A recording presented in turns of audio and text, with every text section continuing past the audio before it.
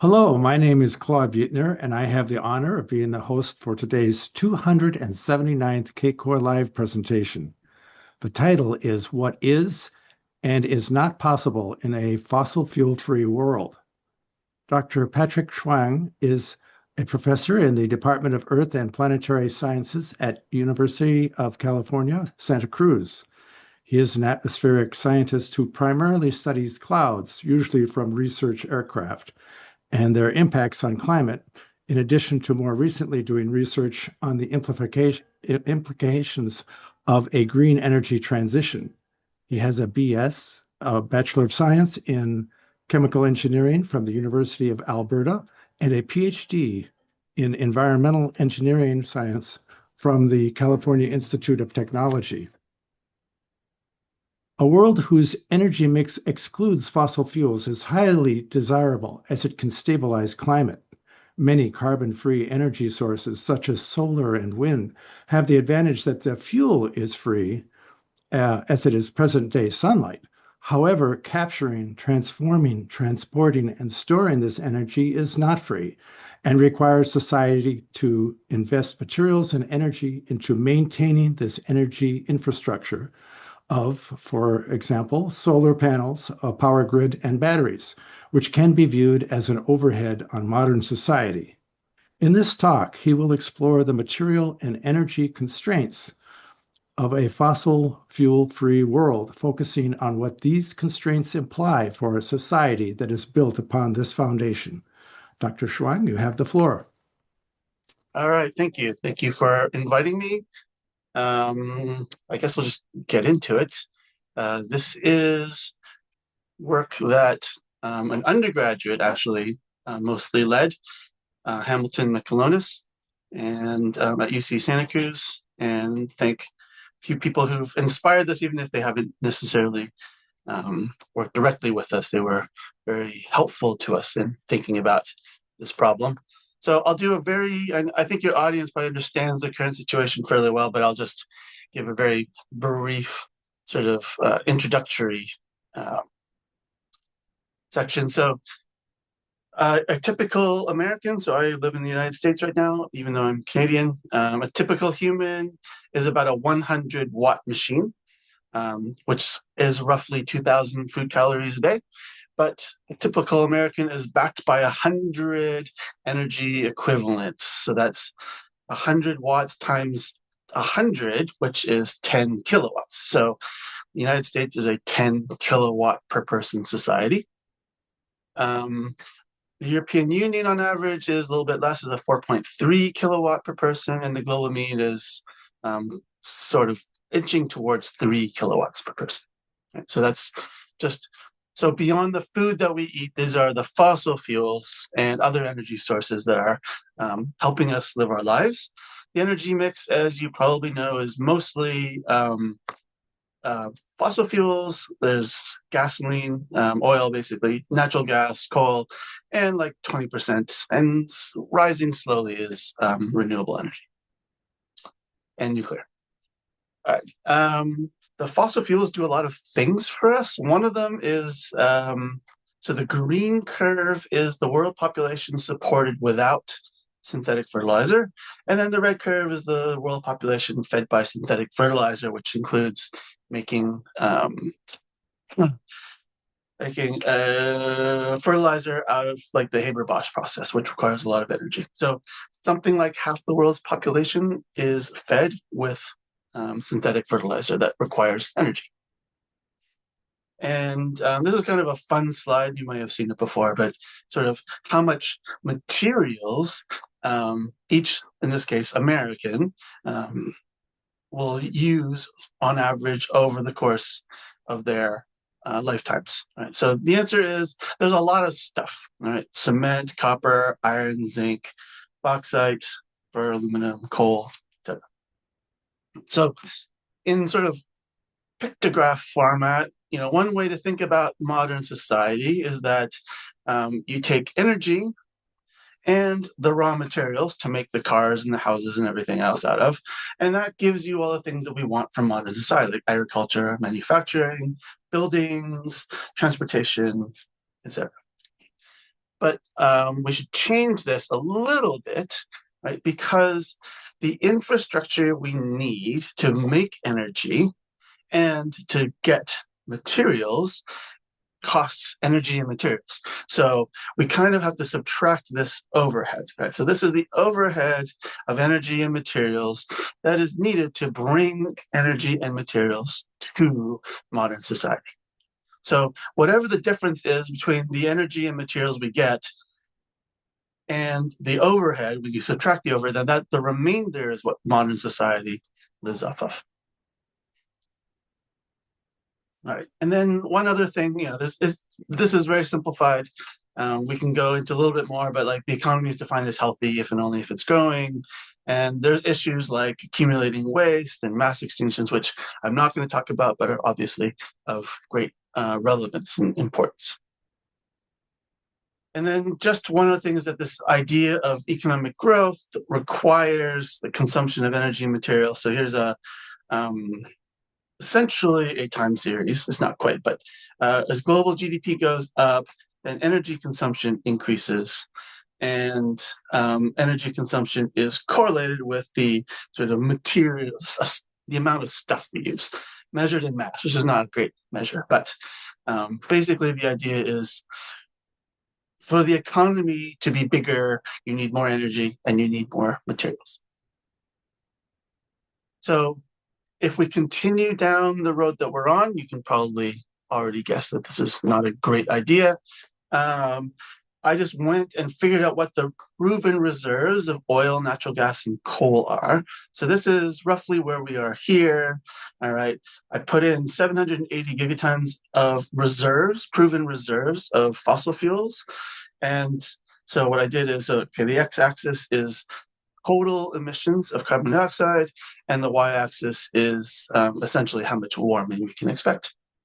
And so the proven reserves, so this doesn't include anything not on someone's books, right, takes us from about 500 gigatons of carbon emitted to closer to 1,400 or so gigatons of carbon. And the median sort of warming associated with this is about 3 degrees Celsius relative to some pre-industrial number, so middle of the 1800s. So 3 degrees warming, people tell us that we don't want to do 1.5. That ship is basically sailed.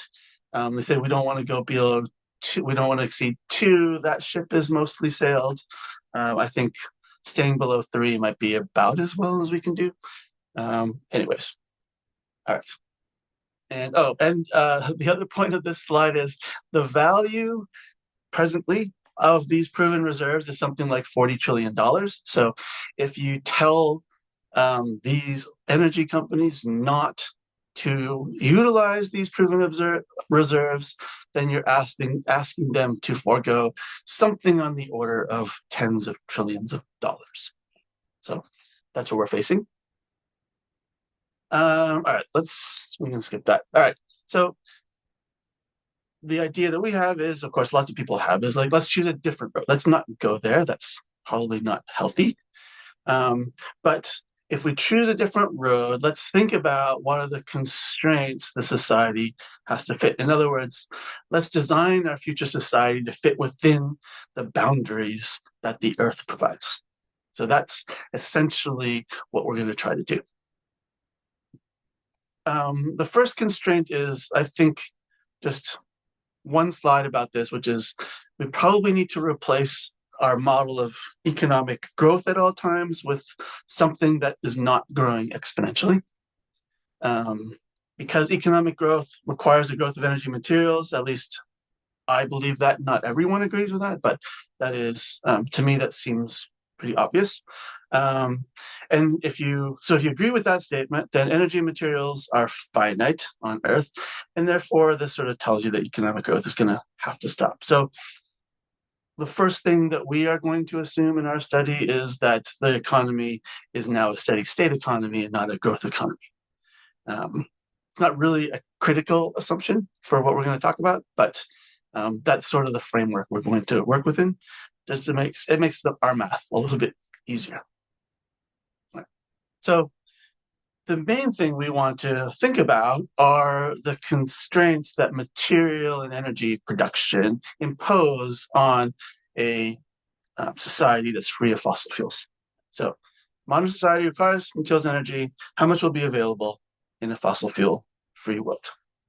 And here's a graph that shows different energy sources and the materials. Now, this is just masses, then broken down into different categories. But what you can see is coal, gas, and then nuclear are on the left, and then hydroelectric, solar, wind, and geothermal on the right. And the thing that kind of stands out is that these fossil fuel, mostly, free sources of energy are much more materially intensive.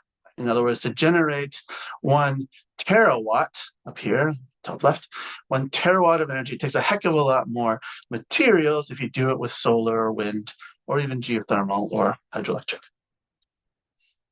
So when you come back to this sort of basic equation, it's going to change once we get rid of fossil fuels from the mix, because this overhead is expected to be bigger. Right? And so we're going to try to quantify that. So let's imagine that we manage to construct an energy infrastructure. Let's say it's mostly solar and wind. That actually meets society's needs. So it's basically a lot of solar panels, some number of wind turbines, and then perhaps a bunch of battery storage, something like that. So we would sort of say to ourselves, congratulations, that's great. However, as Alice Friedman pointed out, wind turbines and solar panels are rebuildable. They're not renewable energy. They're not free, just like your car has to be replaced every so many years. Even if your car is not replaced, you have to replace parts in it. So any machine like this has to be rebuilt to some degree. So the lifetime of, say, solar panels and wind turbines is something like 20 years, maybe it's 30 years, but basically after a few decades, you're going to have to replace everything you built. And you have to do that every 20 years or so, maybe 30 years. Right? So the finite lifetime of solar panels and wind turbines and batteries means that you have to be turning over your energy structure over and over and over again ad infinitum to maintain the structure. And so it's this constant input of new materials that is what we're essentially going to focus on. So what we're going to do is going to analyze this idea quantitatively.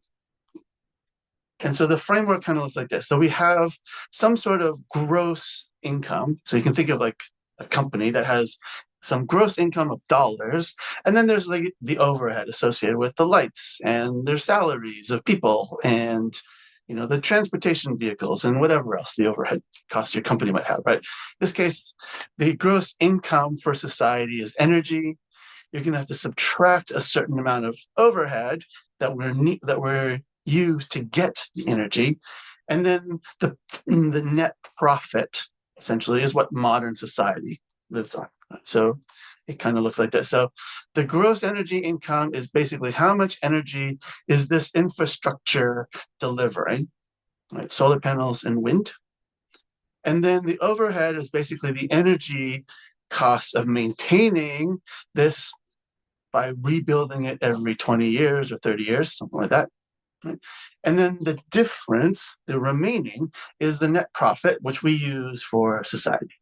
So that's essentially the framework we're going to use. So we're going to talk about how we determine this term, and then how we sort of deal with this term, and then we're going to put it all together.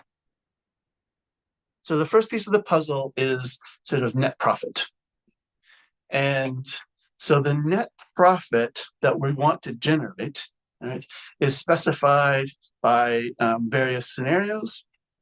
And we vary 2 different parameters to generate net profit. Right? So the first is global population. So the more people there are, the more energy profit you want, so that each person can have their share. And then there's the per capita energy consumption. And we choose, all right, so we choose for population, we choose 10 billion, which is probably what we're heading to in the near future. Well, not near future, but medium future. Presently, it's 8 billion. Then we reduce it to 1 billion, which is the same as the year 1800. And then we drop it to 0.1 billion, which is the same as something like 4,000 years ago, apparently. So those are the three population numbers we chose. And then the per capita energy consumption, we chose 10 kilowatts per person. This is the equivalent of present day US or Canada. We choose 3 kilowatts per person, which is roughly the current global mean. And then 1 kilowatt per person is present day Albania or Cuba. Right? And so when you take the population and you multiply it by the per capita energy consumption, then you get sort of the net profit that we're trying to generate, right? This energy infrastructure should generate this net profit because that's what tells us what society kind of looks like. So that is this term here. So we sort of specify this net energy profit based on these different scenarios. For the overhead term now, we consider sort of two main items and we ignore everything else just for simplicity. So we consider the energy costs of constantly producing new solar panels and wind turbines to replace the ones that you're retiring. And then the energy costs of constantly producing energy storage. In this case, we're just using lithium ion batteries for simplicity. And this is right, to replace the batteries that you're retiring. You're making new batteries. And we're ignoring everything else. So the math gets worse if you add in more factors. Okay. So why are we focused on energy, right? I was talking about materials, and so far I haven't said anything about materials. But there's this critical link between energy and materials. And there's this amazing quote by, I think Ugo is the person's first name, Ugo Bardi. And they wrote, "The limits to mineral extraction are not limits of quantity." In other words, it's not limited by what is present beneath the Earth's surface. They are limits of energy. Extracting minerals takes energy, and the more dispersed the minerals are, the more energy is needed. Today, humankind doesn't produce sufficient amounts of energy to mine sources other than conventional ores, and probably never will. In other words, right, Bardi's argument is that how much we can dig out of the ground is limited by how much energy we are willing to devote to that process. And so here's an example of what Bardi is talking about. So on the x-axis is the ore grade of copper in triangles and nickel in circles and solid line. And the ore grade is just what percentage of some mass is the thing you're looking for, in this case, either copper or nickel. And the y-axis is how much energy it takes to process or to generate a kilogram of your copper or your nickel.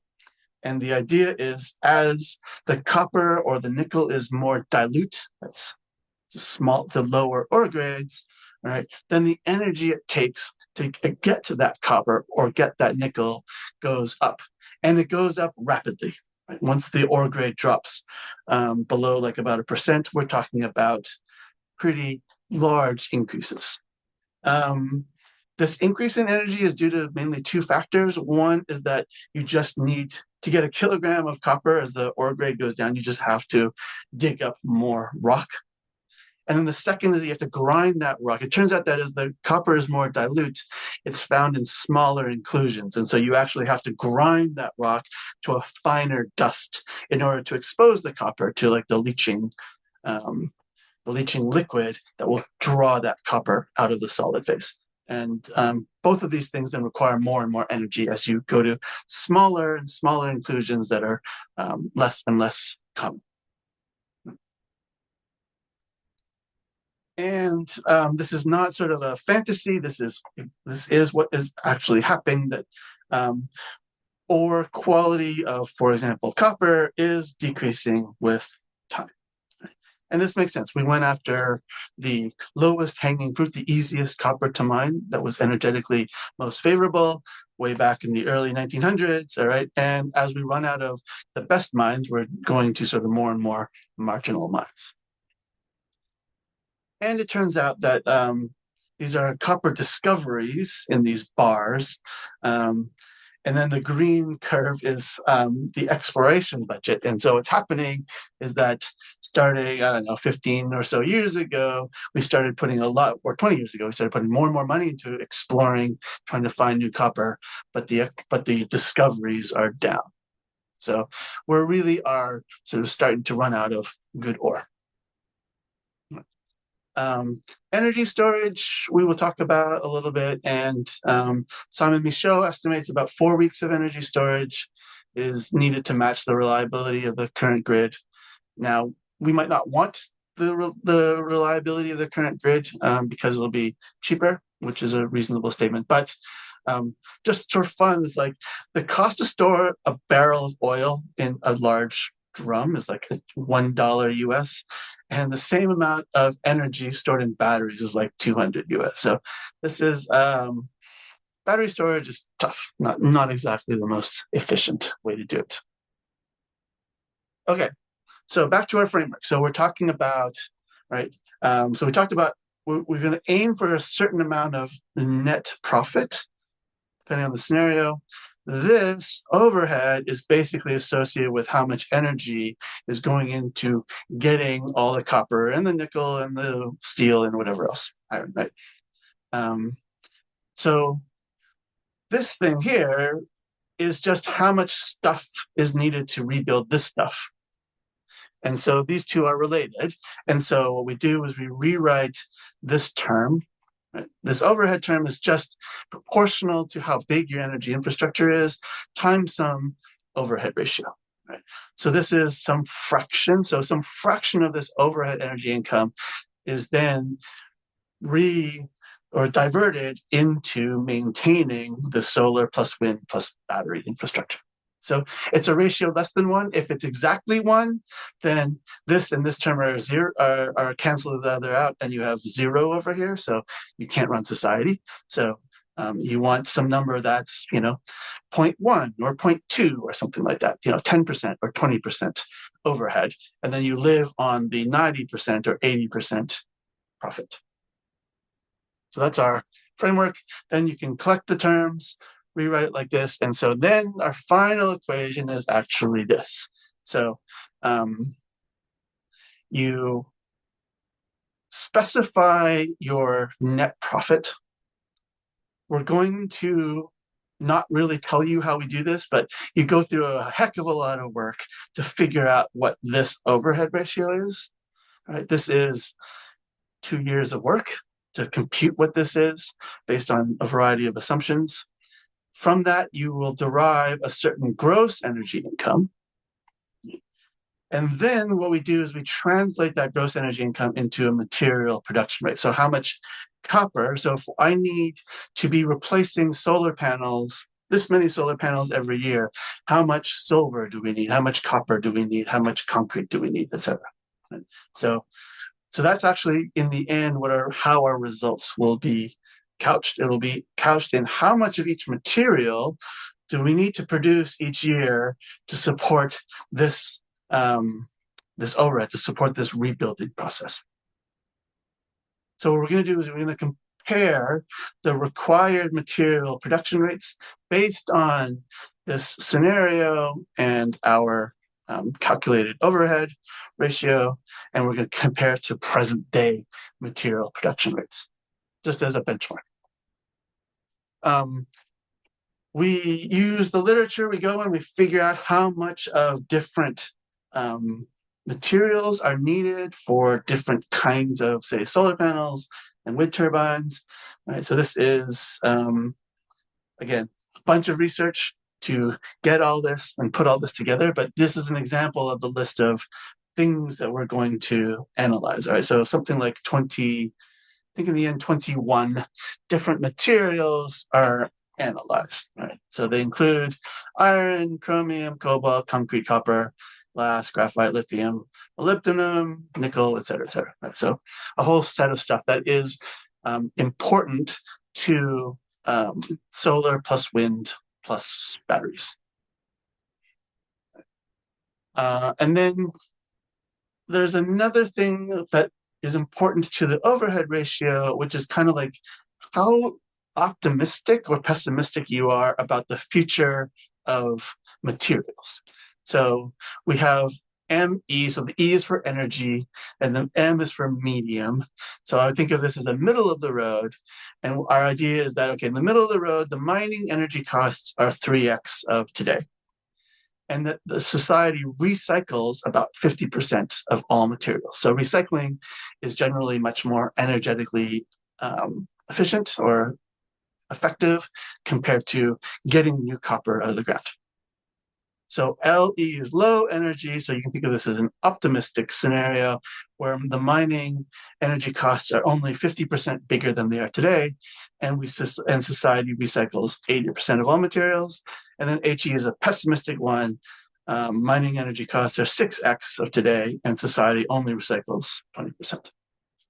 Okay, so we have population, per capita energy consumption, and then these material scenarios. All right, so I'm going to show you the results for all of these.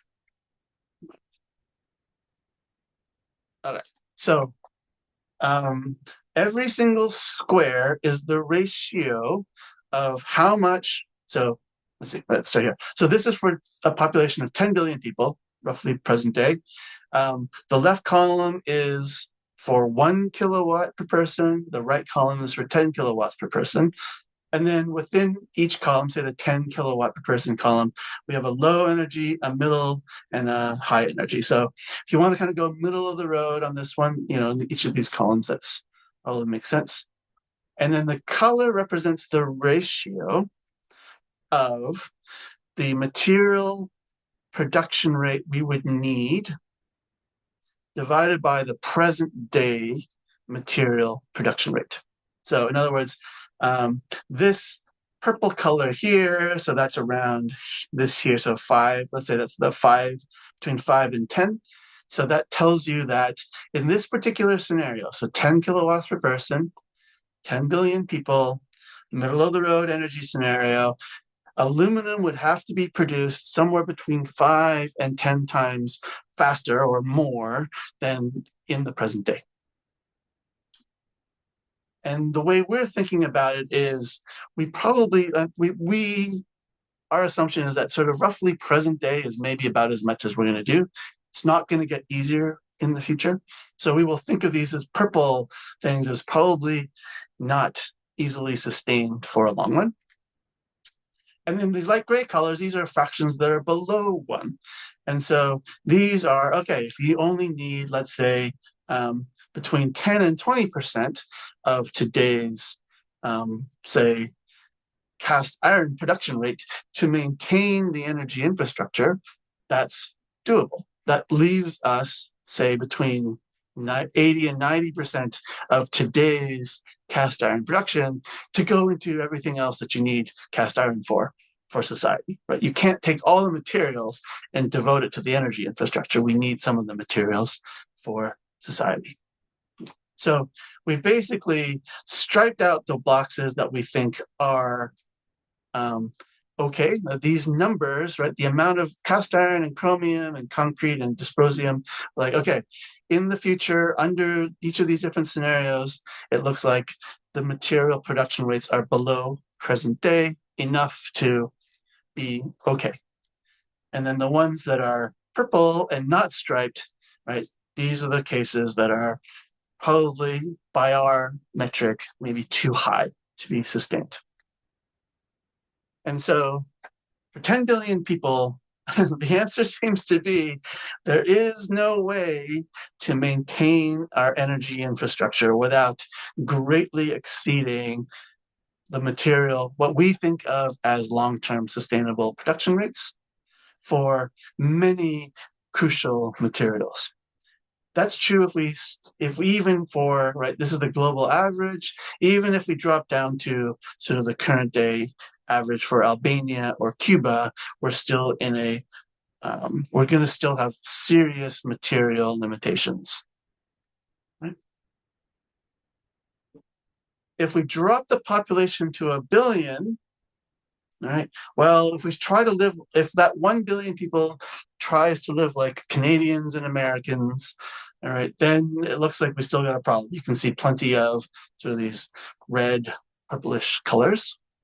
If you drop per capita energy consumption down to, say, 3 kilowatts, here is kind of where we're probably doing okay. Neodymium is mainly needed for magnets currently, for things like wind turbines. There are ways to make good magnets without neodymium, so this might not be a crucial bottleneck. And then silicon is probably, because it's like basically the most abundant mineral in existence, we can probably get away with making more silicon. There are subtleties to this, but um, silicon limitations probably are not a huge concern. So this is, by our metrics, sort of about the best case scenario. Right? This is 1 billion global population working at around 3 kilowatts of current world average energy consumption. Okay? And obviously, if you go down to 100 million or 0.1 billion, then all of these things get even better. So that's kind of obvious. All right, so in our mind, sort of something like this, 1 billion people at current world average, sort of current day, whatever I said, Portugal and Chile or something like that. That's kind of what we are seeing as like, that's kind of the limit of what we think the world can support. We changed electricity storage. We changed the energy storage from 4 weeks down to 3 days. And now we're doing different populations. But if we just look at the 1 billion population, which is the middle column in each of these, all right, it's like, yeah, it doesn't really change the story that much. It doesn't really get us to 10 billion people, let's put it that way. Right? The right-hand column here, here, and here is not really changed. So, or it's changed, but not enough to sort of make it viable. So where it doesn't look like the storage is a big enough part of the picture to matter that much. All right. There are, of course, a ton of assumptions. All right. We're not going to claim that this is the answer. Our goal was more to like build a framework, and then we can play with the assumptions. Your assumptions might be more pessimistic or more optimistic than ours. So just going to give you some of the key assumptions that are built into this. The first is what I said, that we are at steady state.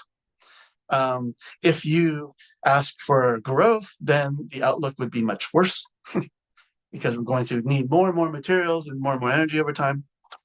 All right. We used an energy infrastructure that was just solar panels plus wind turbines plus lithium-ion batteries. All right, that was it. We can discuss why exactly, but that was sort of the easiest thing. I think it's reasonable, but there could be a different piece of the energy infrastructure that comes up in the future that might change the equation.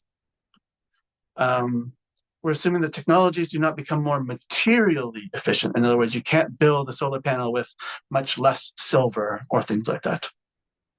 Obviously, we talked about that all the recycling rates are greater, right? Most of these materials are recycled at basically 0%. There are some exceptions like aluminum and steel, but and concrete to some extent. But most of the materials we have that we use now are just tossed, thrown to landfill.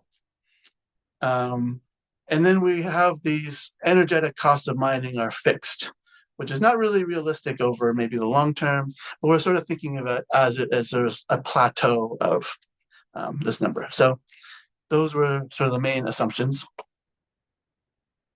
So to sort of give you where we're at right now, then, I didn't tell you this, but depending on the scenario, the overhead ratio is about 0.5 to 0.85. Right? So this says that the profit is somewhere between 0.15 or 15% profit to 50% profit, depending on the scenario. Now, what is this in the current day? I estimate this overhead ratio to be about 7%. In other words, in a fossil fuel infrastructure, right, if you generate 100 joules of energy, society nets 93. You only gave away 7 joules to the energy infrastructure. This fossil fuel free infrastructure is much more energy and materially intensive, which we already kind of knew. So we knew this number would be bigger, right? So my comment is fossil fuels are amazing, except for the global warming part. At a population of 10 billion people, we see no reasonable scenario that kind of makes sense for society. And at 1 billion, under sort of somewhat optimistic scenarios, maybe something like 1 to 3 kilowatts per person is okay, which can resemble something like modern day mean society. And if we go even below 1 billion, things can look even better per person.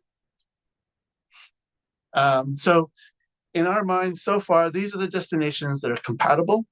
Obviously, in some cases, we've ignored a bunch of stuff in calculating this. So this number is certainly underestimated. We ignored, for example, the power grid, right, which is important to distribute the electricity to different places and a bunch of other things. So, so this number is almost certainly too low, but hopefully it's not too low by a lot. Okay, so that's kind of where our thinking is right now. Our plan, well, right now we're sort of still finishing up the manuscript to be submitted. Once we do that, we will actually make our analysis tool available to the public. And the idea is that our paper will serve as a way for other people to play with this tool if they want to choose different constraints, right? Different materials, whatever. Different assumptions. That's fine. If you're interested, you can just let me know, and I can let you know when the tool is made publicly available. And then there's a bunch of readings that some of you, probably many of you, have already heard about, if not looked over. But anyways, sometimes when I give this talk, it's nice to offer people more places to learn more. So that's it. I'm under time, which is great. So I welcome any questions. Thanks. Thank you so much. So, Dr. Chuang, as host, I have the ability to ask the first question. Great. And I found this fascinating all over again. Right. Seen it once first before. time, yes, first time I heard it was at the University of Minnesota, my alma mater, and it wasn't online, so I had to go in person, which is something that I've gotten away from after COVID. So I was blown away of the frankness that you gave to a college audience. And so my question will be different, I think, than some of the other questions. Is there a lot of pressure on you as an academic not to do this type of research, not to publish, not to promote thinking along these lines to prepare us for the future? Not that I've encountered. I've only been encouraged to pursue these lines of research. Now, I haven't told a ton of people, but there is sort of a tacit, I wouldn't call it pressure, but there's a tacit lack of support for this kind of research, in the sense of, if you look at, right, federal funding or state funding, right, no one's asking people to think about what a green transition means, right, for society.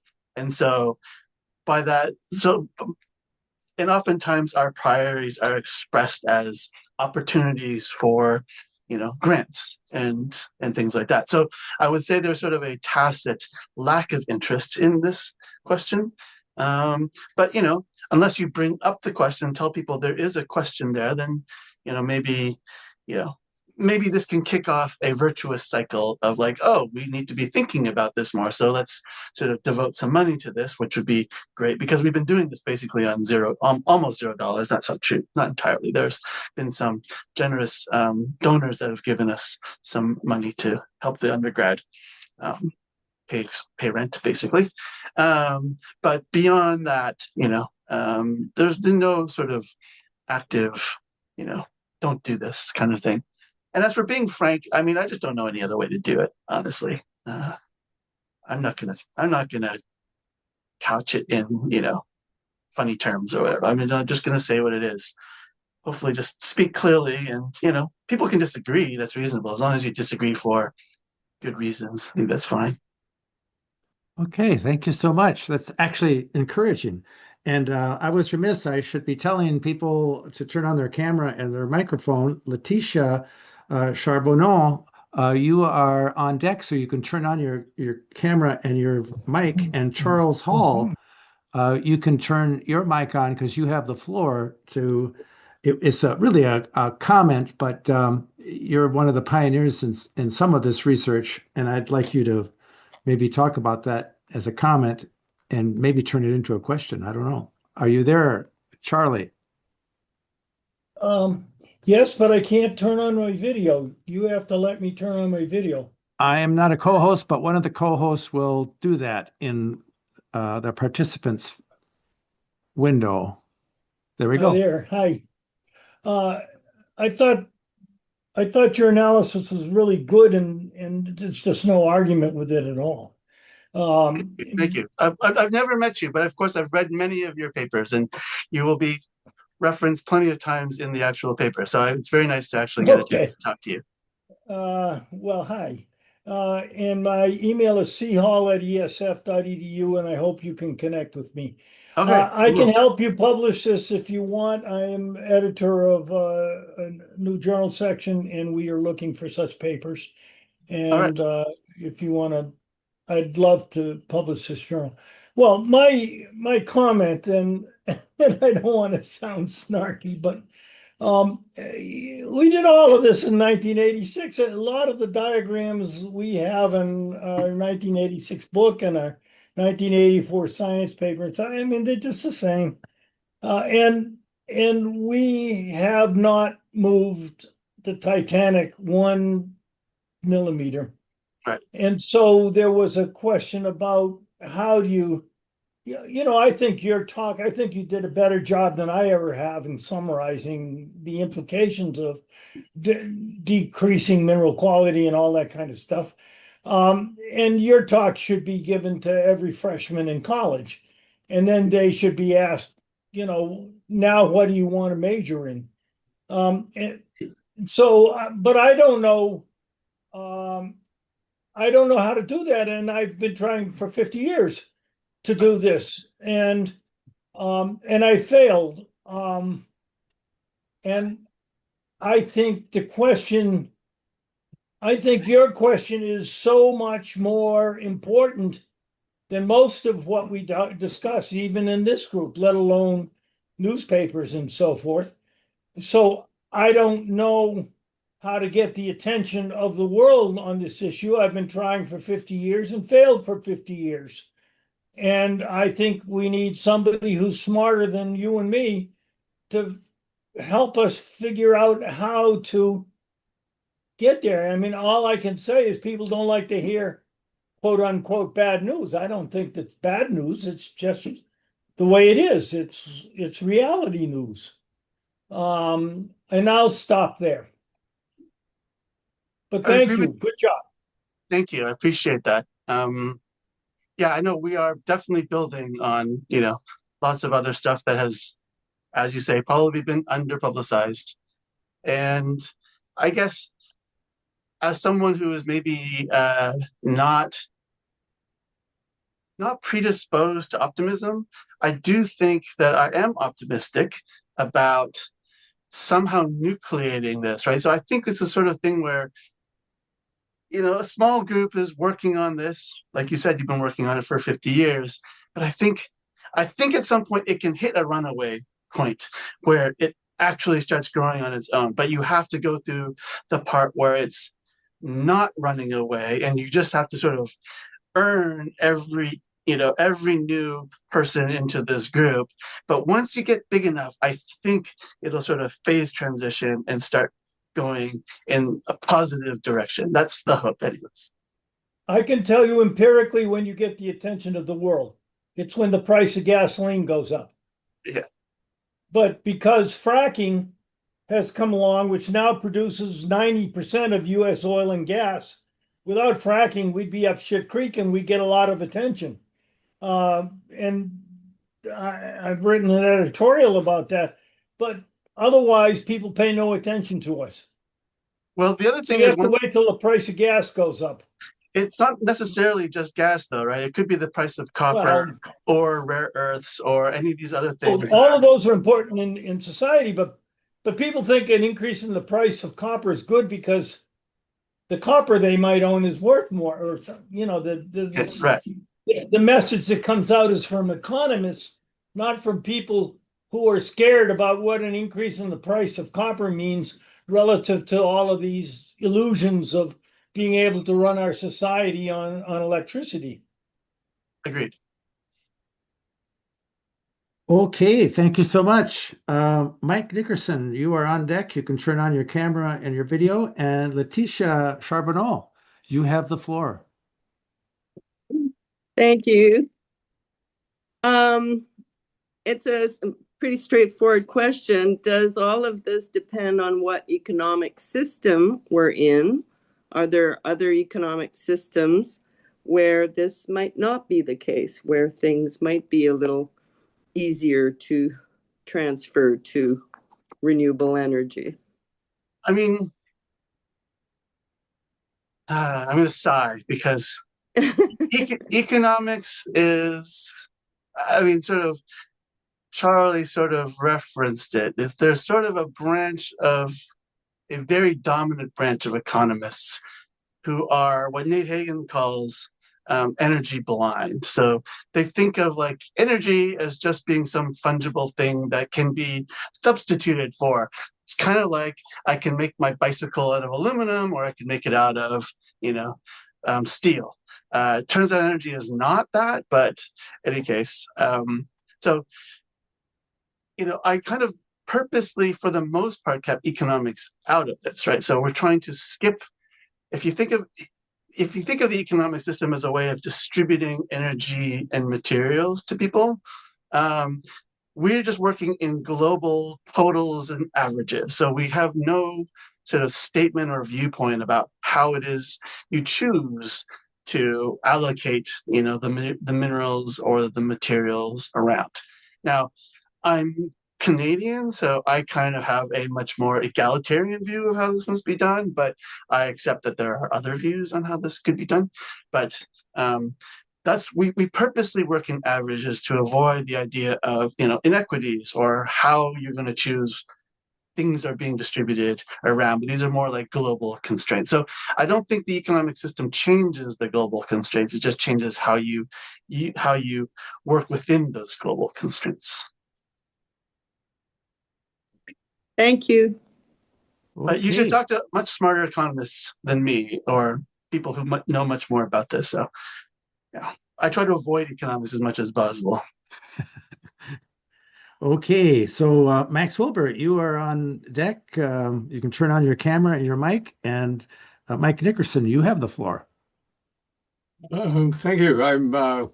It's good to see all that information made very specific, and I don't know if it was Charles Hall's work that tipped me off years and years ago, but when we first started saying, oh, we're going to convert to renewable energy, I saw it coming. It's absolutely gargantuan mining and processing and all of that. And I hadn't, looked so much at the replacement issues, but that just makes it more so.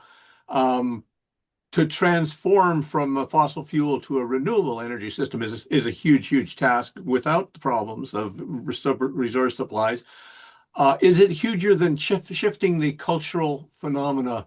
We're a materials-based society. We're like fish in water, where everything is materials and production and consumption and waste. It doesn't need to be that way. It hasn't always been that way.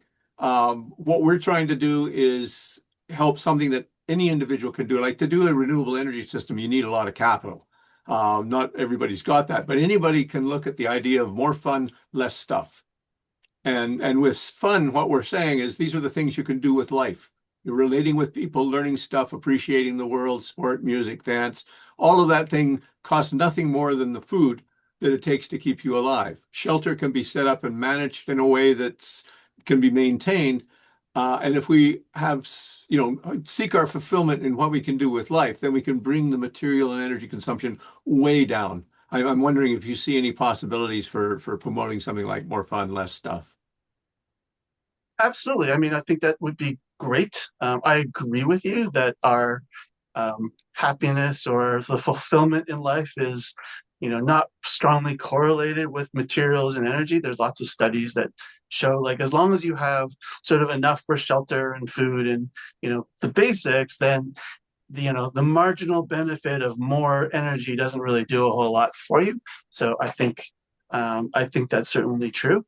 Now, can we make culture lead the availability of materials and energy? I kind of doubt it because there's a lot of money at stake. So, but the hope would be that as the material constraints kick in, we will go down that curve of less energy and less materials, but we actually will manage to have fulfillment that doesn't actually change that much, right?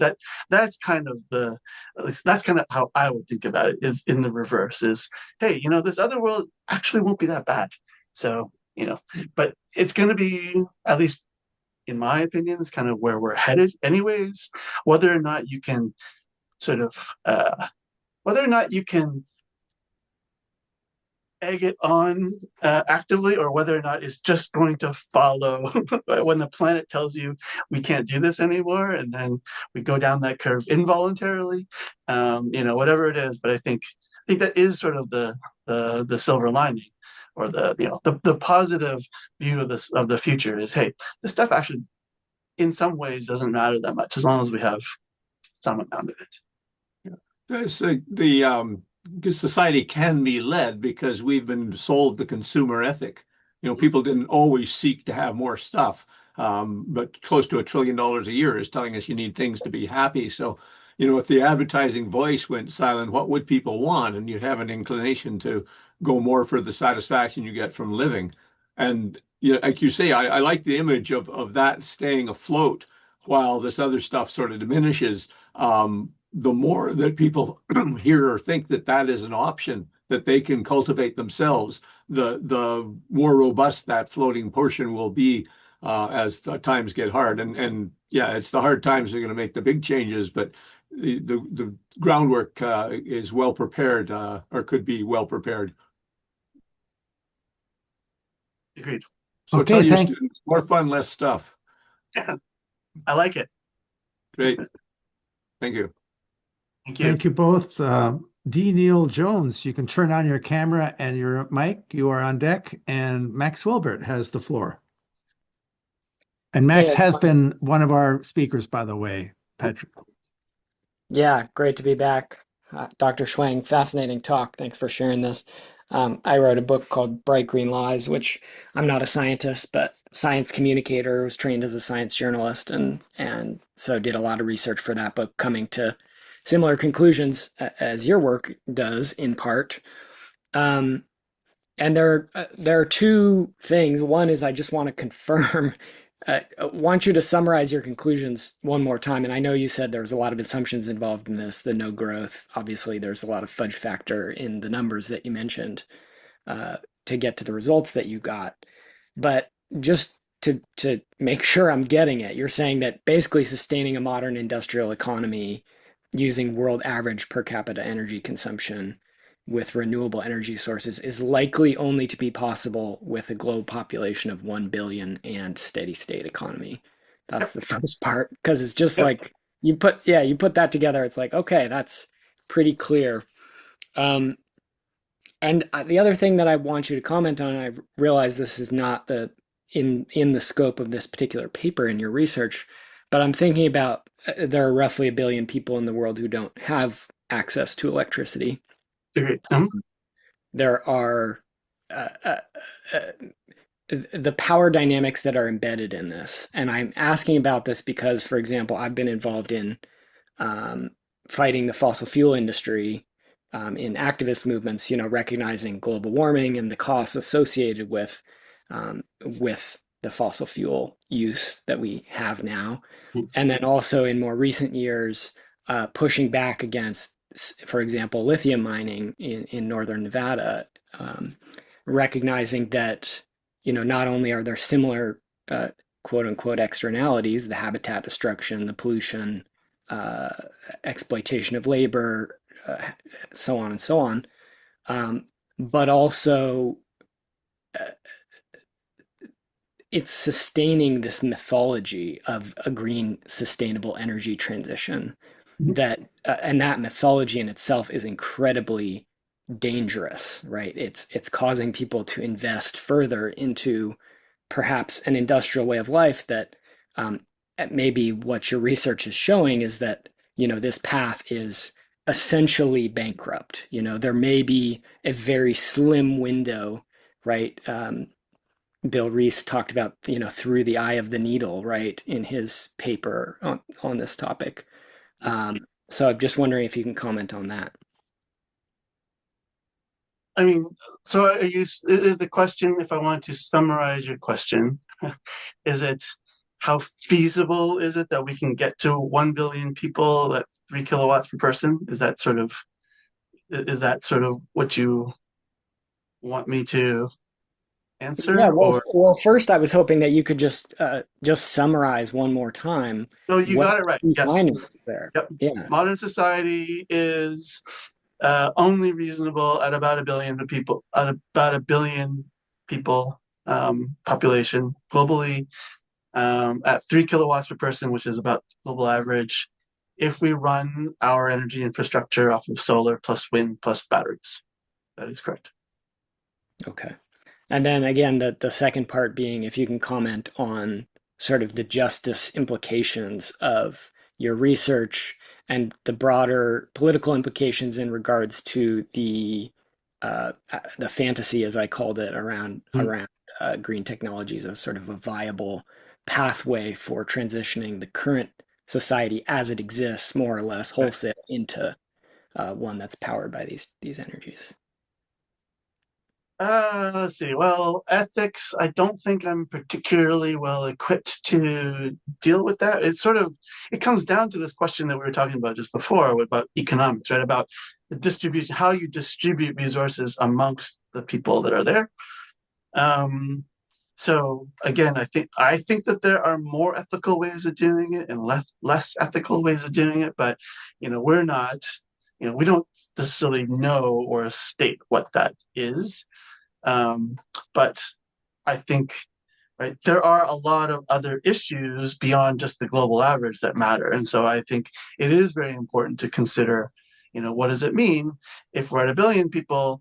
What does it mean for, like, are you going to still have this incredible discrepancy between the world's poorest people to the world's richest people? The discrepancy it's more than a factor of 100 in energy.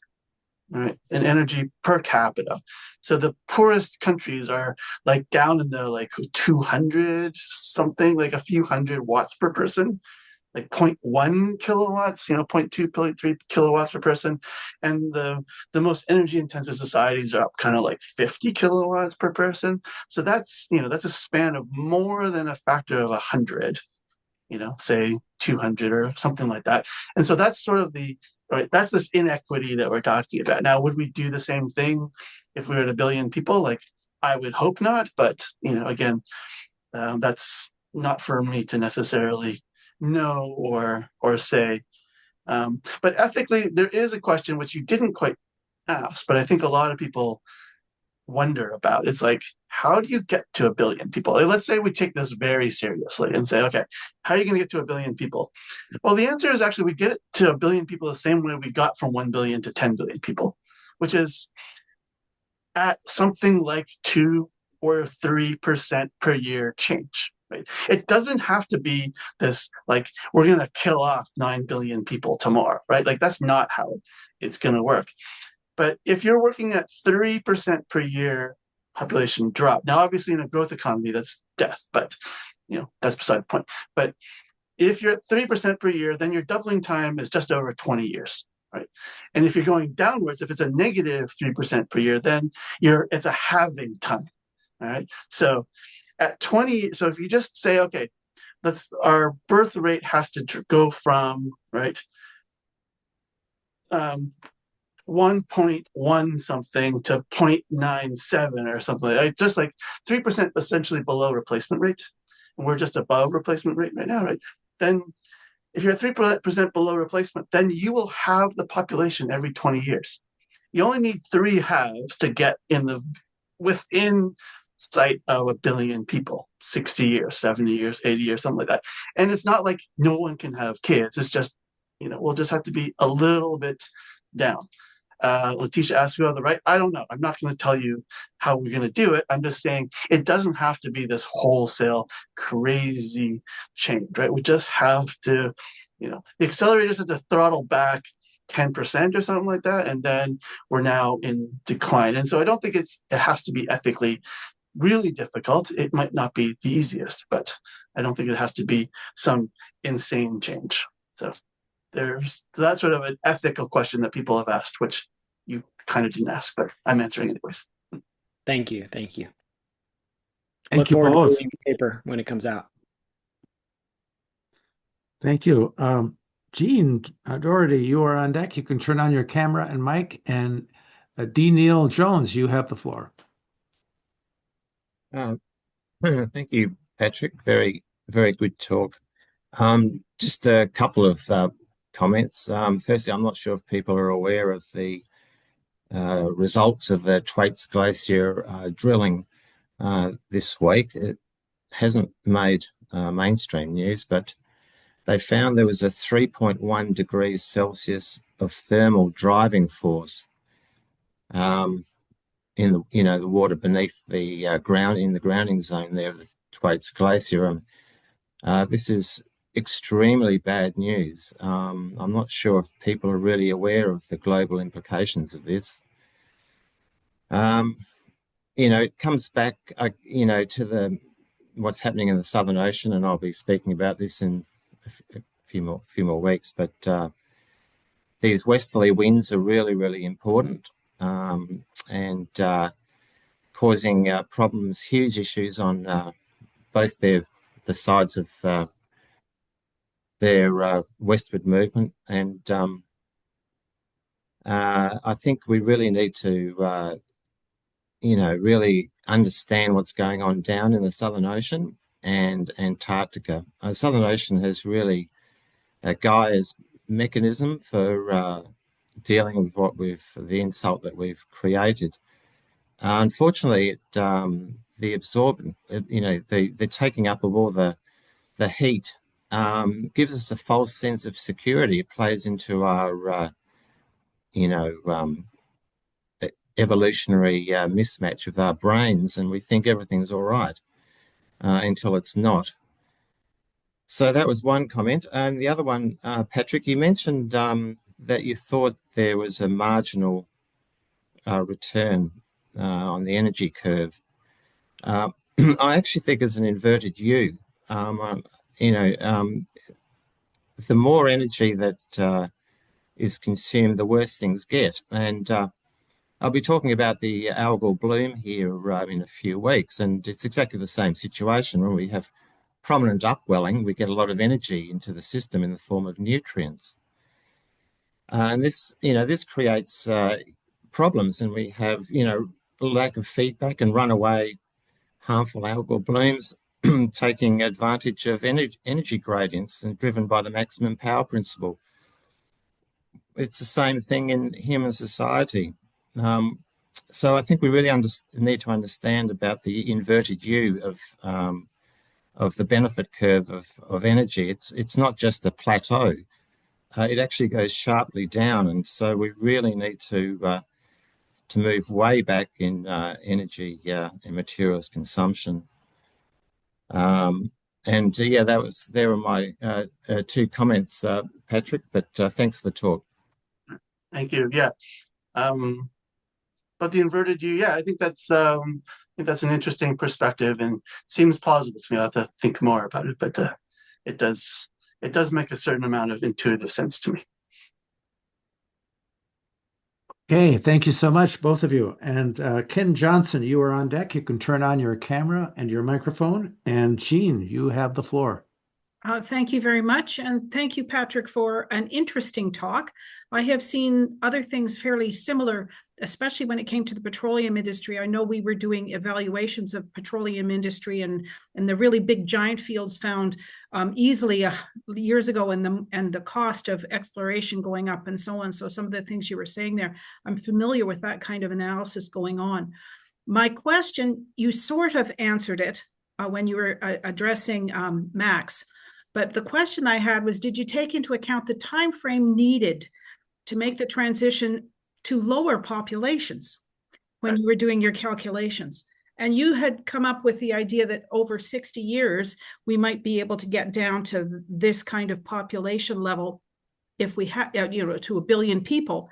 But that's 60 years of pumping more and more greenhouse gases into the atmosphere that's going to actually be catastrophic in terms of climate change and global warming and things that are happening now. So have you any comment about how that is going to happen? Not so much getting down the population, but what we can do to minimize the effect that this is going to have on the atmosphere and the problems that we're currently facing, even though we're seeing, right now, the disruption in the polar outflows in the polar jet stream, wildfires, droughts, all of these things that are happening, and they are being told that they're related to climate change, and we're not even at 2 degrees.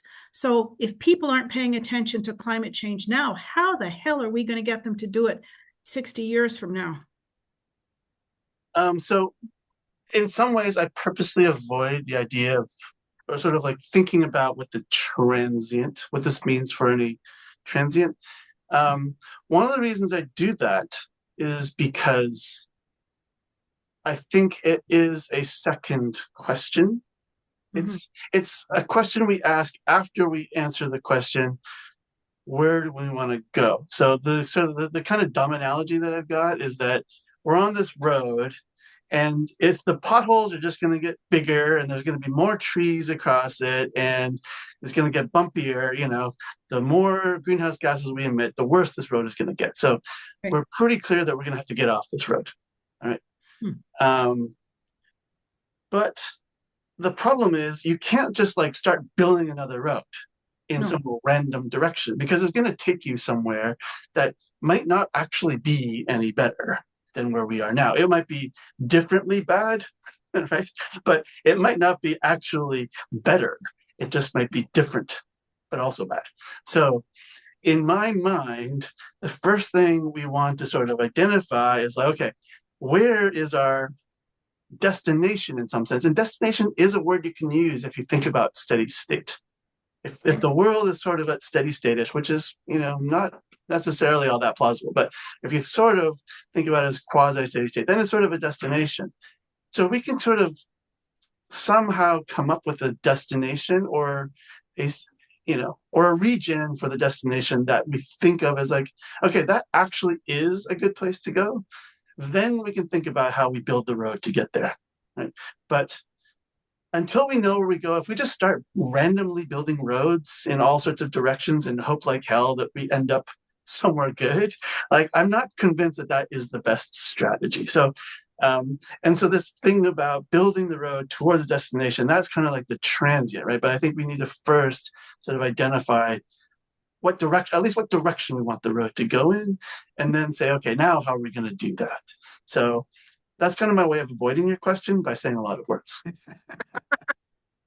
Thank you. Okay. Okay, I like your humor, but actually, I think you were right on that, exactly as you explained it. So, Art Hunter, you are on deck. You can turn on your camera and your microphone. And Ken Johnson, you have the floor for your question. I don't seem to be able to turn on my video. It says unable to start video. You cannot start your video because it's disabled by the host. Okay, so one of the co-hosts, please enable Ken Johnson, Yeah. and you can start. There we go. You have the floor, Ken. Thanks very much. Very provocative talk. Thank you. Welcome. Obviously, all of your modeling is based on very serious assumptions. And of course, small changes in assumptions can make huge differences in what you find. We all know that. I'm curious, first of all, as materials become less available, of course, they'll be moving towards almost complete recycling of most of the materials, particularly if you're just trying to reproduce what you've had before, if you're just reproducing turbines and solar panels and batteries. I'm wondering what effort you took to look at that. Secondly, I'm wondering if you know the work of Mark Jacobson, because of course he takes this kind of stuff very seriously. He's a prof at Stanford. And I wish I was more up to speed on it, but I think he has a very different notion of whether we have enough energy and whether we can recreate the energy with renewables. Of course, when you're using renewables and electricity, it's far more efficient. And things like right off the top, we'd use 12% less energy for everything, not doing all the mining of oil and gas and transport and production. I'm wondering, first of all, do you know Mark Jacobson's work? All right, so I'll answer the second question first. Yes, I certainly know Mark Jacobson. We actually come from the same atmospheric science community. He comes from a community of modeling air quality and aerosols, and I also come from a research group in my PhD, which is also focused on aerosols, air quality, and climate impact. So I actually know him before either of us did any of this sort of work. So I do know him. Honestly, I'm not going to.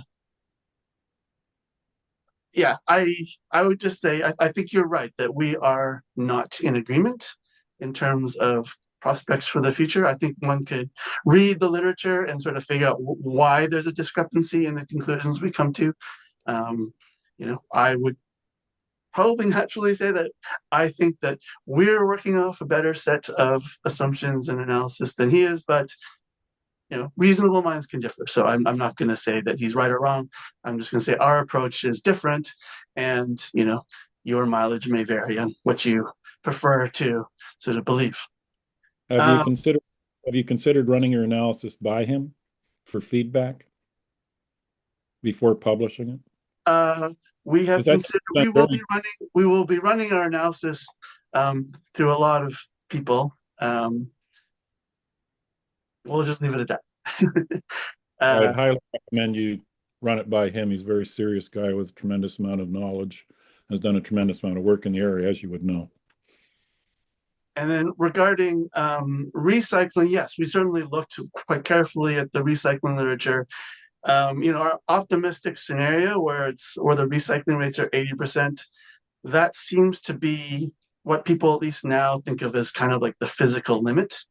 Right? There's always going to be losses. There's no way you can recycle at 100%. So as far as we can tell, 80% is sort of the maximum plausible. If you do everything in your power to maximally recycle, you can get about 80%. So that was what sort of determined our optimistic number. And then we sort of worked backwards from there. I wonder whether you've done what assumptions you made around changes in technology over time, because as you know, the solar panels, the wind turbine, the batteries have all been, the technology and pricing has all been radically changed, and the use of amounts of materials, particularly with solar, have been changing, and batteries have been changing quite radically, quite quickly. Mm-hmm. And for you to project forward, it's very important that you look at that extremely carefully to not be misled. Right. So we assume like current day technology that's published, right? We need numbers that are defensible. So are they the cutting edge? No, they're not. But so maybe you think that we can do it with like half the amount of materials. Like maybe that's reasonable. I don't imagine we can do it with a lot less than half, but that would be maybe a failure of my imagination. But we can't project what's going to happen in the future, so we don't. But that's I think you are projecting what's going to happen in the future by well, your analysis. no, So we're not projecting what's going to happen in the future regards to you're changing assuming technology. that what's going to happen is the future is based on the past and not the future. Like, for example, with batteries, with lithium, it looks very much like sodium batteries are about to take off from the largest battery manufacturer in the world. And so that whole argument about lithium radically shifts at the point where lithium is far more less in demand and something far more available, like sodium, almost unlimited, is suddenly available. Mhm. And for a lot of things, when the thing gets too expensive or too rare, the human creativity and a lot of hard work goes into finding substitutions that are simpler and smarter and more environmentally sensible. I agree to an extent. You are, however, limited by the periodic table and how much stuff is in the earth. Right? You need something that is scalable, obviously, and you know that. So, you are working within the constraints of what is abundant, and there is only so many, physical choices you can make. But you're right. You can substitute, right, sodium, sodium for lithium. They're in the same, column of the periodic table. And that can work. I don't think creativity is unlimited, but you're right. And maybe, right, maybe this is possible. And so maybe we are being pessimistic. And I'm not going to, right.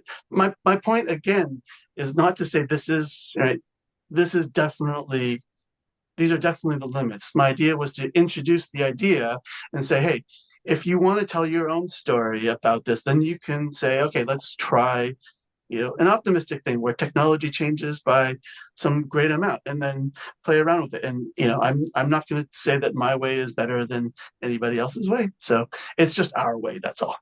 Well, I would highly recommend that CACOR have a webinar as a contrast to your perspective, as you're saying, with Mark Jacobson and exactly how he feels about, or not feels about it, but what his evidence would suggest. Thank you. Okay, thank you both. Interesting back and forth. And Ted, excuse me, Ken, are you a CACOR member? I am. Okay, so you are the one that would be logical to invite him to speak to us, and then you can be the host during that session. So that's the way it works at CACOR. It really is step up to the mic, and so we encourage that a lot. It would be my pleasure. Okay, so let's see. Charles Hall has some repeat comments and questions, but so you can turn on your camera again, and unless someone has turned that off for you, and your mic, and then Art, you have the floor. Okay. I particularly twigged on your population correction, very dramatic, down to 1 billion. And this is, in fact, been addressed by a number of speakers we've had, that we're going to see a dramatic population correction by nature if we don't do it. And in fact, we had one speaker who said we are already in the entering the 6th extinction event in the last billion or billion and a half years on this planet. So it's looking at a different time frame. And when you look at it, that it's been 400,000 years since the first creature crawled out of the oceans or the swamps or whatever. But the point is, life seems to keep coming back on this planet even after we have extinction events, and it certainly looks to me like no matter what is being done, we can delay it, perhaps, this extinction which is coming, If we can make some substantial social and economic changes, which I can't see that happening, people aren't going to agree to that, to reduce their standard of living. I mean, we're headed for a dramatic population correction, in my opinion. And so in this light, have you ever thought, Patrick, in terms of delaying an extinction event, or have you never thought in that sort of time frame? Huh.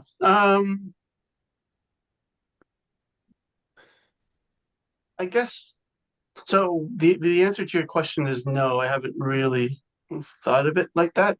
But I would also say that I totally agree with you, I think, in that human society will continue on, right? For a lot longer than modern society will continue on.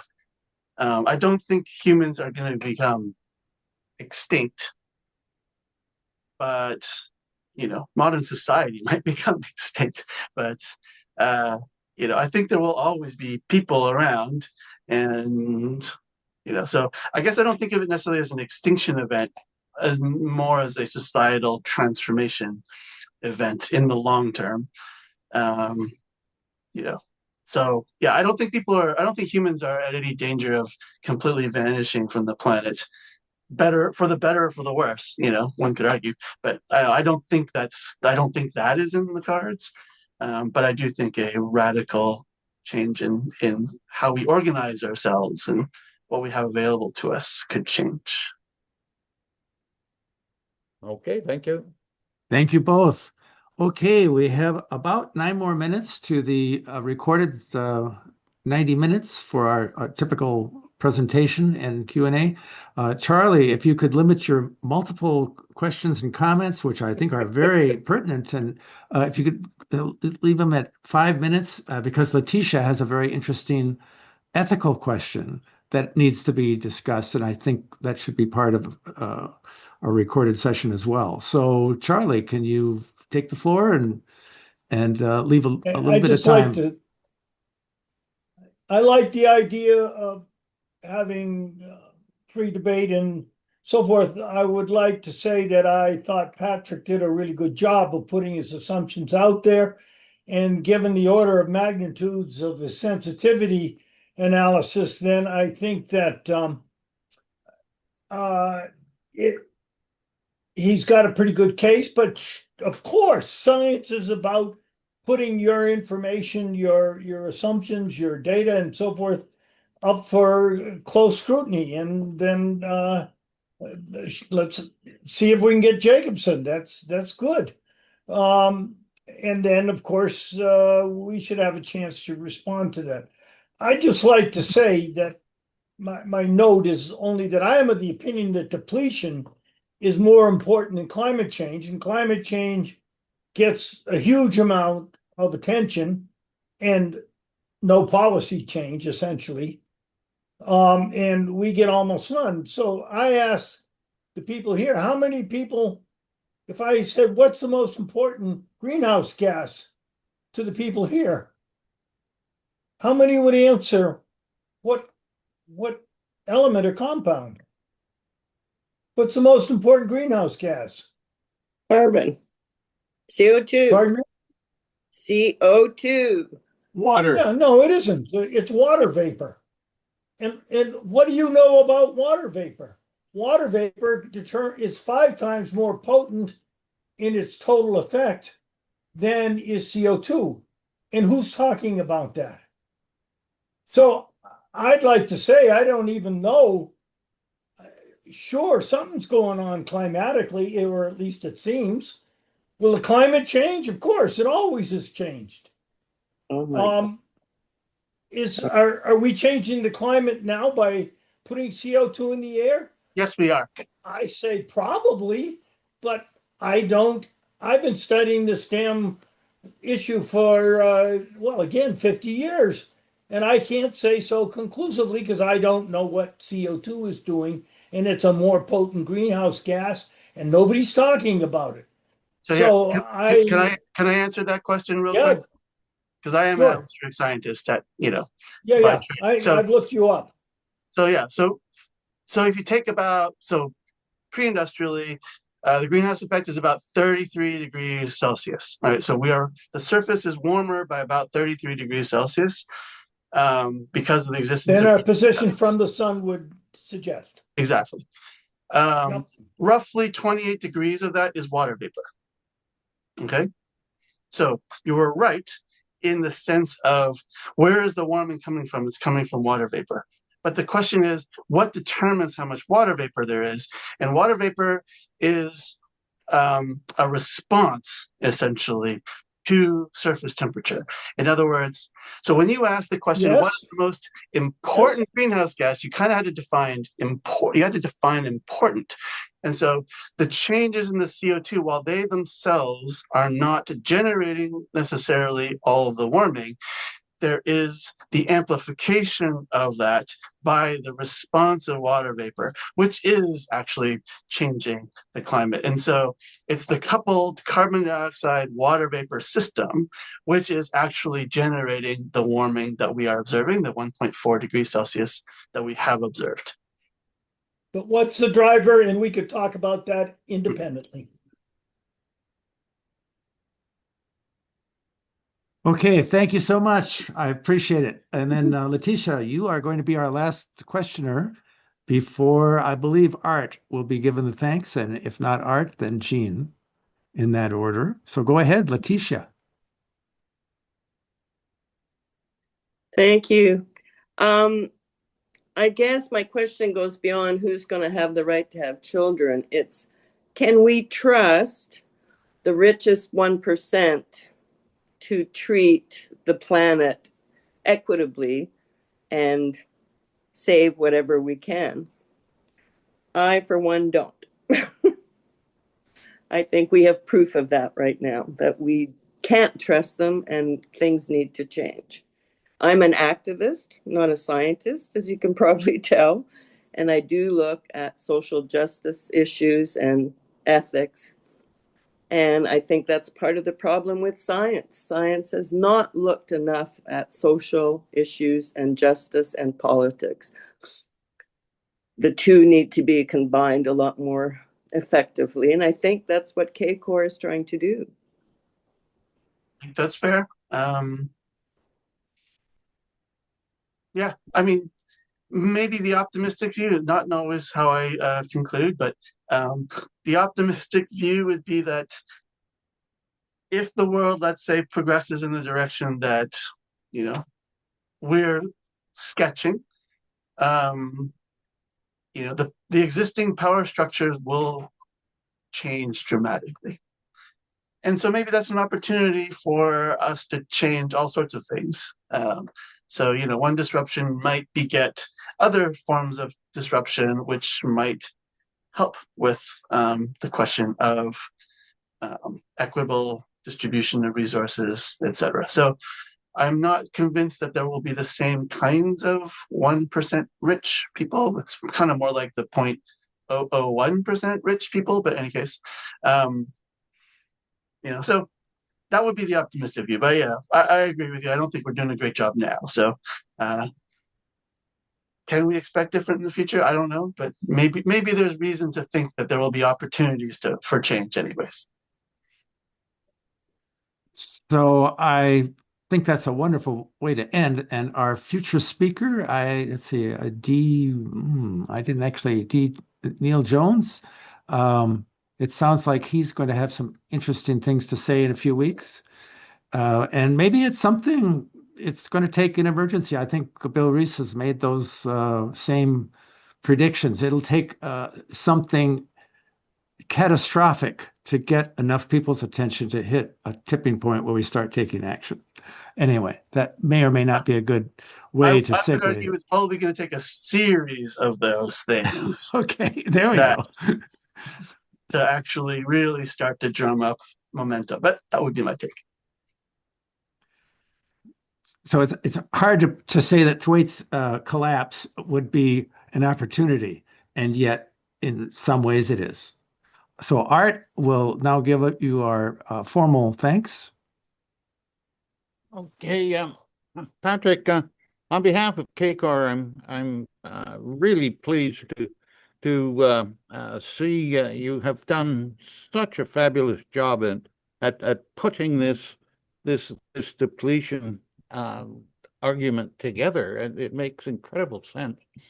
And we, of course, have been looking at quite a number of speakers in the past, and you're joining some number of people who have made great contributions. Bill Reese, of course, is one of them. We do invite you to look at our YouTube channel, where we have all these discussions posted. And I would like as well to encourage everyone to share this video. That will soon be up on our YouTube channel with family and friends. We encourage its distribution. We also have a website, CanadianCore.com, which we suggest would be worthwhile that you visit as well. And we put out a weekly newsletter that summarizes all the new material that is put up each week on our website, our breaking news, and of course our YouTube channel. And if you're not on our list, you really should go there and sign up. It's one email a week, comes out on Saturday. And of course, if you really want to encourage us, you can give a contribution, a donation to us, because we, in fact, could use the money to continue this work. And with that, I once again, Patrick, would like to thank you for your participation in this event.